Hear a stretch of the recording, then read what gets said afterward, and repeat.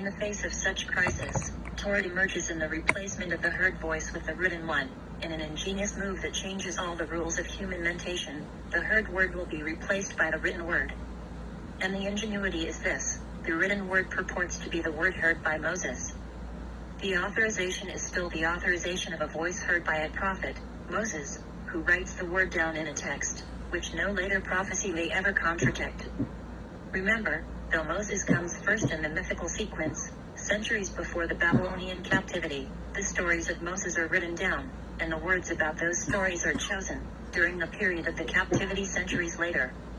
Just as Ecclesiastes from the 3rd century BC is projected back, to be the work of Solomon 7 centuries earlier, so too, the work of Torah that circles the 6th century BC is projected back, for increased authorization, to be the work of Moses. The books of Amos and Isaiah came well before Torah. But in captivity, Moses came to be seen in the new creation of Torah as the chief prophet, the first of all prophets, and, as we'll see, the gold standard of prophecy. Note how this impacts the presentation of the prophecy of Malachi, the last of the great prophets in historical teaching. And after the captivity in his chronological historical placement, his work, too, is projected earlier because of the unease with which late, post-captivity, post-Torah prophecies were being viewed increasingly. The following is placed near the end of the book of Malachi by a nervous scribe who wants to ensure that no heard voice would replace the written Torah. Most certainly this was never part of Malachi's prophecy, but a later scribe puts the words into his book, and his mouth. Nevertheless, be mindful of the Torah of my servant Moses, whom I charged at Horeb, Sinai, with laws and rules for all Israel. How does the Torah of my servant Moses work? What is its structure as regards authorization and prophecy, as regards words and voices? Here it is, in King James prose. I have inserted the word therefore to suggest that what follows is conditional upon what precedes it. Example: you have heard the voice, therefore you shall obey. Deuteronomy 4, 9-19, lest thou forget the things which thine eyes have seen, make them known unto thy children and thy children's children, the day thou stoodest before the Lord thy God in Horeb, the Lord spoke unto you, ye heard the sound of words. Deuteronomy 4, 32-40, unto thee it was shown, that thou mightest know, did ever a people hear. Thou forget the things which thine eyes have seen, make them known unto thy children and thy children's children, the day thou stoodest before the Lord thy God in Horeb, the Lord spoke unto you, ye heard the sound of words. Deuteronomy 4, 32-40, unto thee it was shown, that thou mightest know, did ever a people hear the voice of God speaking out of the midst of the fire as thou hast heard, and live. Out of heaven he made thee to hear his voice, that he might instruct thee, and upon earth he made thee to see his great fire, and thou didst hear his words. Therefore, the Lord, he is God in heaven above and upon the earth beneath, there is none else. And thou shalt, therefore, keep his statutes, and his commandments. The function of the public experience at Sinai was to verify the authenticity of Moses' prophethood, justifying his prophecy's authority over the Israelites concerning all aspects of their lives. We note with acute awareness the nature of the times in which these words are being written: the destruction of the temple, the absence of God's voice, the exile to Babylonia, the breakdown of bicameralism. In the face of these crises, the written word must suffice in absence of the heard word, so Moses is presented in the Torah, and in all subsequent Jewish thought, and Jewish thought forever, as the only prophet to lay down law. Law is the alternative to prophecy, coming, paradoxically, through a prophet. It brings down the curtain upon the heard voice, and replaces it with the written record of the heard voice. The Torah knows it must provide proof for the authenticity of Moses' prophethood, and God's law, and it uses the traditional means of proof, the hearing of a voice by Moses, all those centuries ago. Exodus 19. When I speak to thee, and will believe thee forever. This Sinai moment is the only time in the Torah that everyone hears God, and it puts control on the interpretation of all later psychic experiences of individuals. I heard God, branding them as heresy if they contradict Moses' prophecy.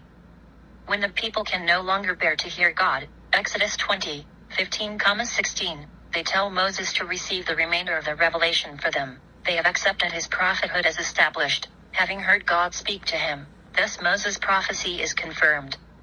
If one believes for a reason. For our ancestors, the voice was the reason.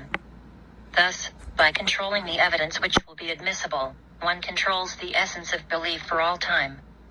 This is possible, of course, only so long as the power structure for its enforcement exists, which disintegrated with the development of critical historical thought in the 17th century AD and after. The Torah lays down guidelines for its own interpretation which must not be violated. It lays down the acculturation for all evidence and belief, to meet the demands of all future generations to understand their mental life. It limits, through the novelty of written law, the evidence for religious beliefs that may be considered as valid by all persons who use the Torah as their source. And no future evidence may be presented if it does not conform to the guidelines enumerated. No post-Mosaic voice may ever prove that anyone other than the Israelites' God, Yahweh, is God, or suggest that the commandments at Sinai are to be superseded. Thus Deuteronomy 13, 1-6, You shall not add nor diminish. Thou shalt not hearken to that prophet whose words and miracles call the people to another God. Such a prophet is sent by Yahweh to test thee, and such a prophet shall be killed. Hence the addition to the end of Malachi's post-Mosaic prophecy urging that the people keep the Torah of Moses. In this way, the Torah protects itself from compelling evidence if that evidence Again, we see the genius of Torah as the transitional element from bicameralism to introspection. It seeks to provide empirical evidence, heard by the people at Sinai, for the written word that replaces individually apprehended voices with objective law, objective in the sense that the advent of writing creates something external, out there, for all to see and know. Individual or even collective eyes might see, individual or even collective ears might hear. But without a mind to interpret the seeings and the hearings, without the context of a written interpretation that may never be changed, such individual or even collective experiences are not authoritative. One might be persuaded by the voices of one's mind, but only through the interpretation of that experience through an external, written word can one be authorized legitimately to act. The Torah presents this quite clearly in chapter 29 of Deuteronomy. It calls to mind the collective experience at Sinai, and then restricts the authority of that experience. Only now, in the days of the written Torah, can the revealed truth be guaranteed. Eyes and ears must interpret their experience as it is mediated, and vouchsafed, by a mind that is reflecting internally on the written words of a text. The voice is heard by virtue of having been read. And this is true even if 99% of the population is illiterate, so long as the authority figures can read the words aloud to the people. Such was the primary responsibility of religious leaders at a certain point, to unravel the sacred and magical mystery of writing to an illiterate population. I have intentionally avoided the word mind in biblical translation, but I will employ it here because I believe the intent of Torah is to herald the beginnings of just such a construct. The word is lav, heart, much as Ecclesiastes uses it to indicate an introspective state. But whatever word we choose to use in English translation, the intent is clear. Only a left may properly understand the things one sees and hears, even if it is in the context of a public and objective revelation, because the sights and sounds must now be interpreted within the boundaries set forth by a written text. Deuteronomy chapter 29 And Moses called to all Israel, and said to them, You have seen all that the Lord did before your eyes in the land of Egypt to Pharaoh, and to all his servants, and to all his land, the great trials which your eyes have seen, the signs, and those great miracles. Yet the Lord has not given you a heart to perceive, and eyes to see, and ears to hear, until this day. I would interpret the last sentence to read, not until now, i.e., the establishment of the written text, has the Lord given you the left to understand what your eyes have seen and what your ears have heard. A few sentences later, the meaning is clarified. The italics, of course, are my own therefore, that is, because you now have a written word, keep the words of this covenant, and do them, that you may prosper in all that you do. Deuteronomy supplies an obviously later passage to drive the point home. One may still have individual revelations that belong to Adonai, but the revealed, written, things are permanent, objective, and authoritative. They affect all future actions. 28. The secret things belong to the Lord our God, but those things which are revealed belong to us and to our children forever, that we may do all the words of this Torah. The written voice as law, behavior, not morality. Karl Popper, 2002, said that there are three worlds. World 1, the world of physical objects and events, including biological entities. World 2, the world of mental objects and events. World 3, the world of the products of the human mind. Written Torah is of the third world. World 2 includes privately heard voices. World 3 includes that uniquely human process without which, perhaps, introspection might never have appeared, writing, and in this case, written log. But note well, people are not to obey Torah because it is right or good. The premise is not that God commands it because it is morally valid, but rather, simply that God commands it. The absence of morality as we understand it is a characteristic of bicameral minds, and one can see Torah wrestle with it in its own transitional time. There is no such thing as morality in the bicameral world. Ethics and morality are things that we learn in our societies to replace the dictates of the gods. As long as the Babylonians heard a divine voice telling them to murder the Judean king's sons before his eyes, and then blind him, they would obey the voice. This did not and could not seem cruel to them, because the heard divine voice was deciding for them what it was impossible for them, as bicameral people, to decide themselves. The very idea of having trouble making a decision is opposed bicameral, introspective mental reality. In the bicameral world, ethics are irrelevant. The thoughtless cruelty of bicamerals is thoughtless precisely because they cannot imagine themselves in the position of the other. The first replacement of the heard voices of the gods and holding a society together is sheer legality without real morality as we think of it. Torah is a close example. Written law is external and can be turned away from. Unlike the hallucinated voices of the mind, so people who are introspective learn deceit, the ability to appear X but in fact to be Y. The Joseph story is an example. The brothers lied to Jacob about Joseph's fate, and it's highly relevant to note that modern scholars believe the Joseph stories come late in the development of Torah. Deceit is post-bicameral because it requires an imaginative faculty, I will pretend to be such and such, that is bicamerally impossible, since it requires an introspective, narratizing eye inside one's mind. Lies and detecting lies are, relatively, new arts. In this connection we honor our ancestors by reminding ourselves that their creation of Torah was not an effort to deceive the people or even to control them. The Bible doesn't attempt to present fact versus fiction. Indeed, fiction was largely impossible to the ancients. Fiction is, as some have called it, the lie that tells the truth. Fiction requires imagination and metaphor, which is to say it requires introspection. The Torah presents itself as the record of what God says or said. It is not presented as one possible reality, it is the only possible reality in the minds of its presenters, its readers, its hearers. Commenting on the question of morality, James has said, if you look at animals in the wild, at lions hunting and killing wildebeests, for instance, there is no morality or immorality to be seen there at all. There is no good or evil. There is killing, there is pain, but there is no ought, there is no right, there is no wrong, there is no sin.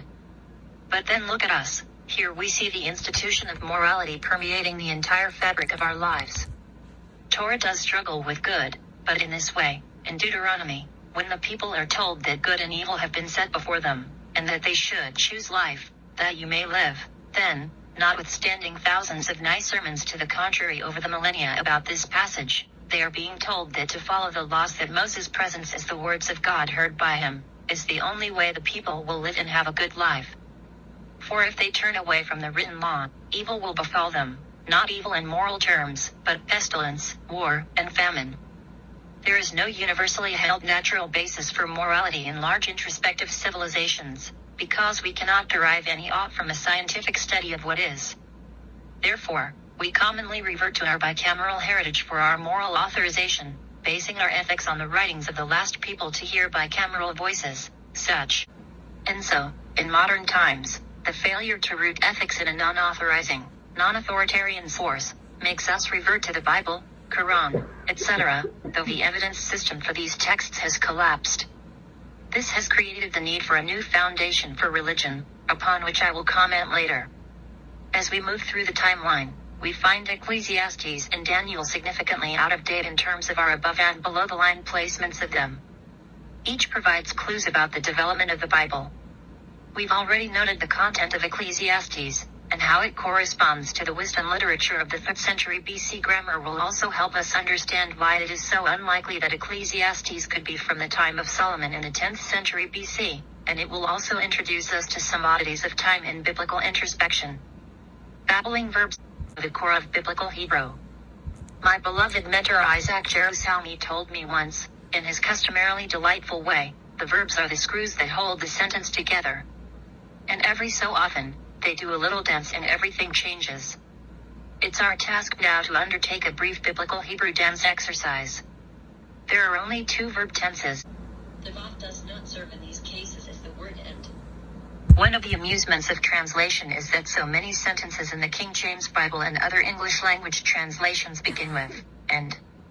Yes, those sentences begin with the letter vav, but often the vav does not mean end. Instead, the letter vav is our mysterious friend, the vav conversive. Whether this strange and, literally, topsy-turvy usage that reverses tenses is a poetical form, a narrative form, or an artifact of language development is unknown, and many theories abound. G.R. Driver, 1916, said, "All attempts to explain this at first sight strange phenomenon, whereby 2 tenses apparently exchange functions, on logical grounds, have failed." Jerusalmi, 2006, echoes that sentiment nearly a century after Driver. A vav that changes past to future and future to past may never be fully understood. No parallel to the vav consecutive is found in Western languages. I understand the vav consecutive just as poorly as the respected many who also understand it poorly. I want to make 2 observations about it here. First, it disappears at some point. You will never find it in modern Hebrew conversation. You will commonly find it in Amos. It's here, it's gone. The line is not distinct, standing alone. Certainly Ecclesiastes does it in our expected and modern way.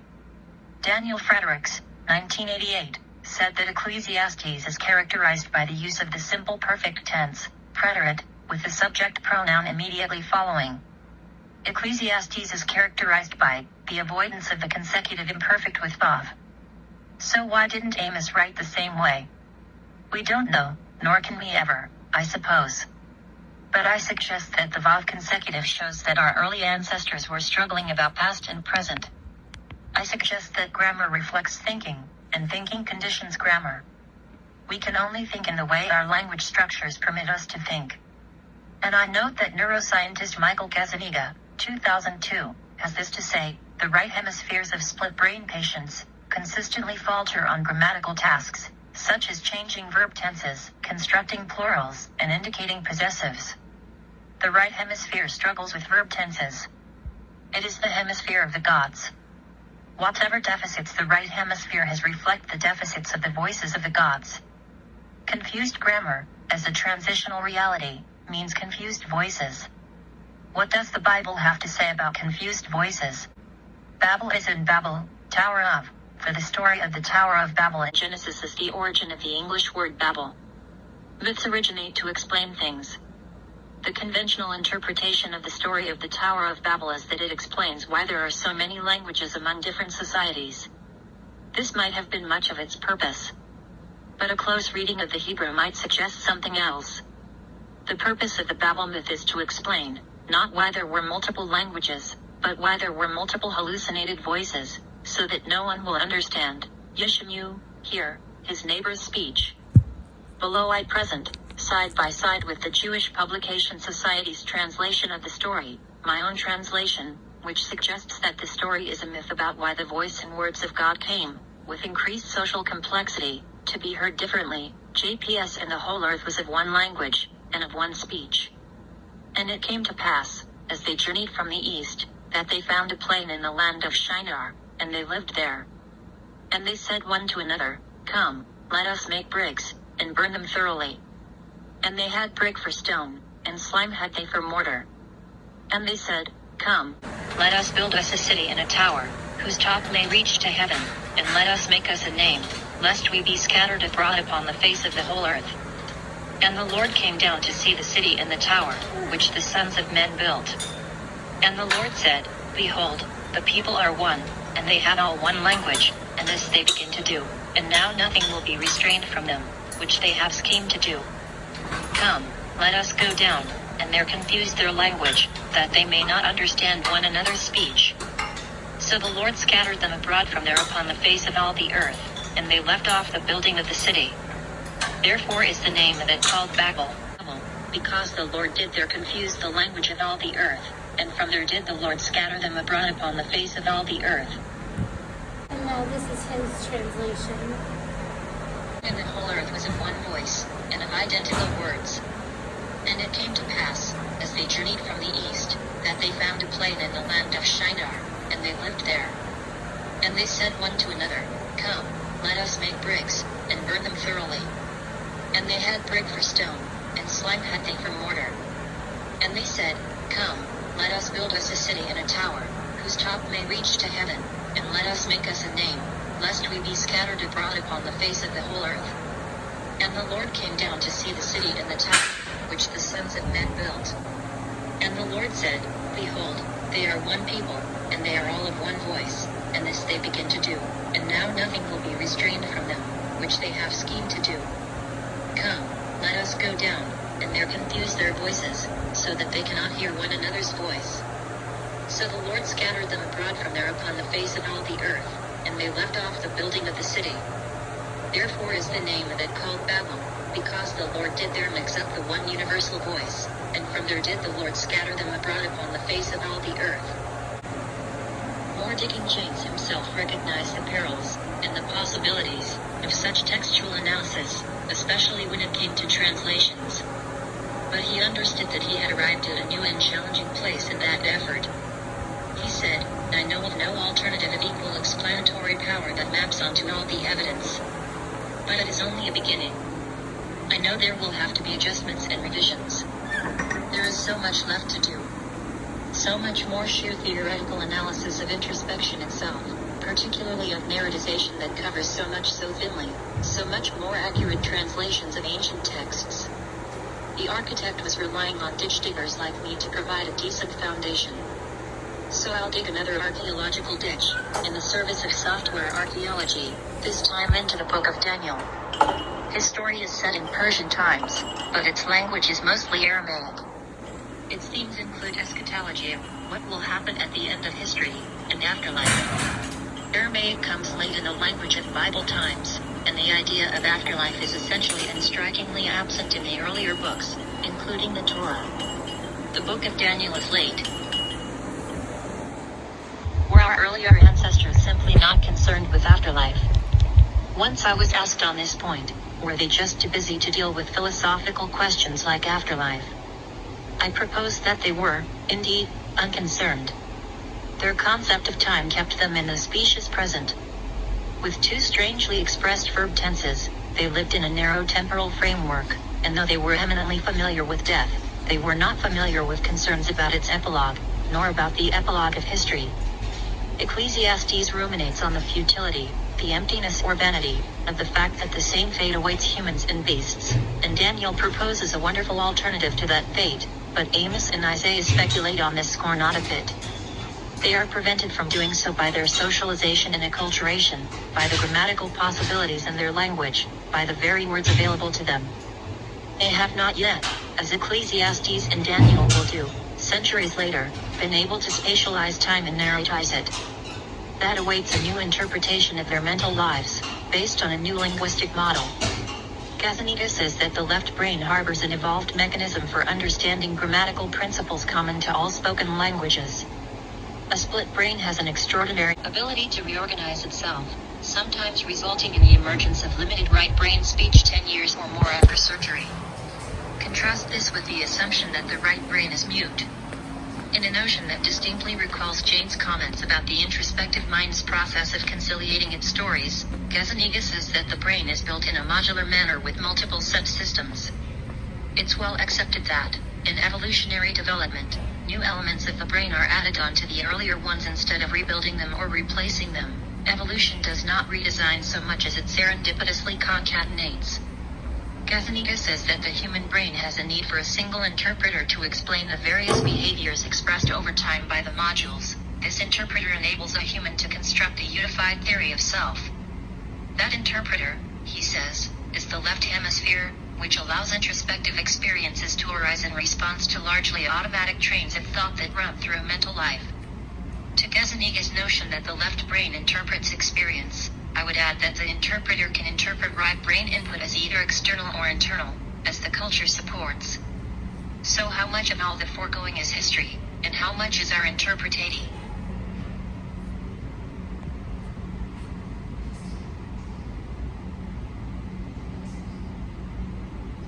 So how much of all the foregoing is history, and how much is our interpretation of history? If we return to the timeline, we see the Maccabees on the historical axis. The revolt of the Maccabees against foreign rule, their success in the story of Hanukkah, was very real. Why isn't there a corresponding reference in the books of the Bible?